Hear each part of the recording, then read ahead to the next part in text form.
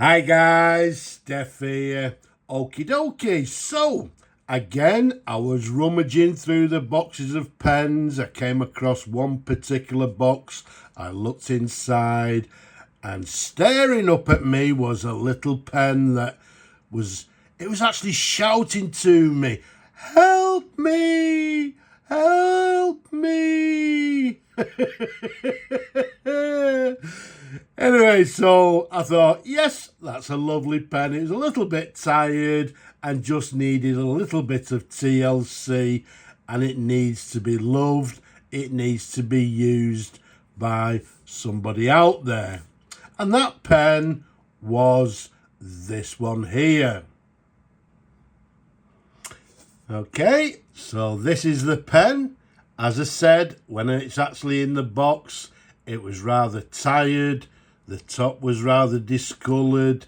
It just needed a little bit of TLC, and it just needed a little bit of love to get it back to how it originally was. And what we have for you here, nice and simple. If we show you the barrel imprint, there we go. A nice clear barrel imprint, reads Summit, and then just underneath it's got S-125, and then just below that made in England. Okay, so there you go, a lovely clear imprint, and it's a pen made by Summit.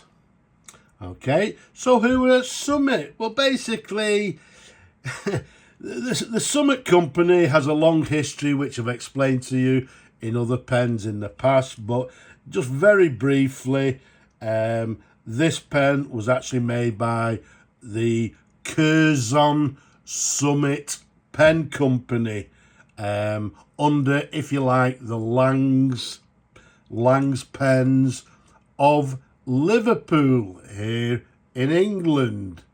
Okay, now the date of the pen, I'm dating it around about the 1940s, and it's from a period when Summit, they had a range of pens that began with the letter S, and I believe there was around about, I think about 10 different kind of models that started with an S. This one was one of the most popular ones, the S-125. Another popular version was the S-175. But in all, as I say, I think there was actually around about 10 different models that began with the letter S. So again, from around about the 1940s. Incidentally, this one is the Mark 1, because they also brought out the S-125 a little later with a rounded barrel end. You can see this one comes in this gorgeous grey and black marbling. It's in beautiful condition. You can see it's a lever fill pen. It's got this quite elongated lever. If we take you up to the cap, it's got quite a thin cap band, as you can see there, and then it's got this ball clip from that particular period. A lot of pens had these ball clips, and you'll see the pen has the word Summit running down the clip. Okay, so in lovely condition, and then to the top we've got this peaked finial to the very top there, which matches sort of the end of the barrel there. You can see that's also slightly peaked. But all in all, it's a gorgeous pen. It's been fully disassembled. Everything has been cleaned. We've put a brand new sack in the pen. And as I say, the pen now is ready to go to a new home, and for somebody to enjoy it, to use it, which it deserves to be. The size of it, from the top of the cap to the bottom of the barrel, is 130 millimeters capped.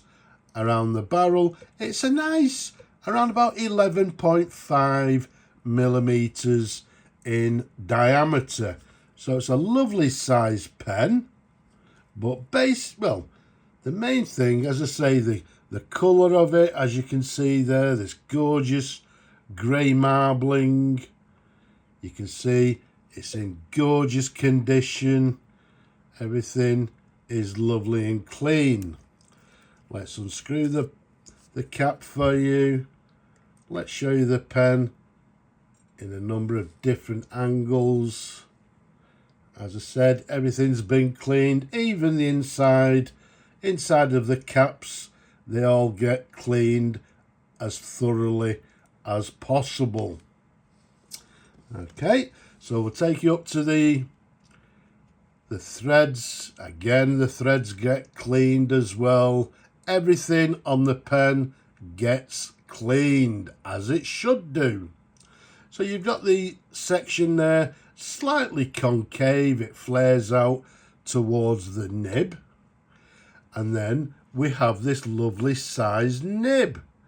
Okay, now the nice thing about Summit is that they did actually make their own nibs, and a lot of these Summit pens did actually come with a warranted nib, but they also came, as in this particular case, with a Summit 14 karat gold nib.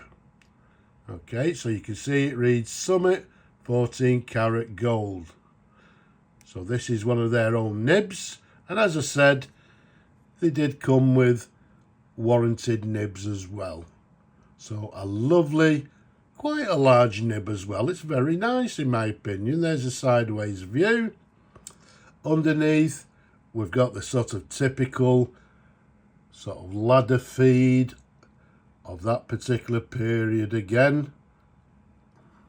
Very nice and clean. But the whole pen, even with my large hands, it's still a lovely, comfortable pen to hold. Incidentally, this particular model, I believe, you can actually, I think I've actually showed you a couple in the past. They also brought out a nice sort of black chased version of the S-125. I think there was a burgundy, and I believe there was actually 2 shades of a green version as well. Whether there were any other colours, I'm not too sure, but as you can see, and as we've mentioned, this is the grey version.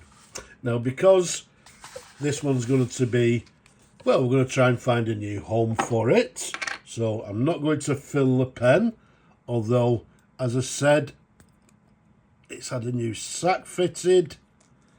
Okay, there's the lever. Okay, you can see it clips back into place as it should. So we've got a brand new sack fitted to the pen, so the new owner can then actually fill it with their favourite ink, and away they go and write to the heart's content. But let's just do a writing sample. So we've got a Summit, and this one is the S-125. Let's dip it again. Okay, nice and simple. This one was made in England and made around about the 1940s. I say 1940, maybe slightly earlier, but I do believe that Summit actually ceased trading around 1955. So that's when they stopped making pens, or maybe even trading in pens themselves. Okay, it's quite a stiff nib. I don't class it as a flexi nib, but there we go. As we're writing there, you can see there's some slight variation, not a great deal, but as I said, I'm not classing it as a flexi nib. But it's writing very nicely indeed, as you'd expect from a quality fountain pen. Summit pens, they made lots and lots of different variants, and they made quality fountain pens, as in this particular case here with the Summit S-125. So there we have it. I hope you've enjoyed looking at the pen as much as I enjoy showing them to you people. Don't forget, leave a comment down below. And just to the right, just down there, please press that thumbs up. It helps with the channel, I believe. Don't forget to subscribe. But for now, I'm just going to say Slava Ukraini from me and this gorgeous pen. Bye-bye for now.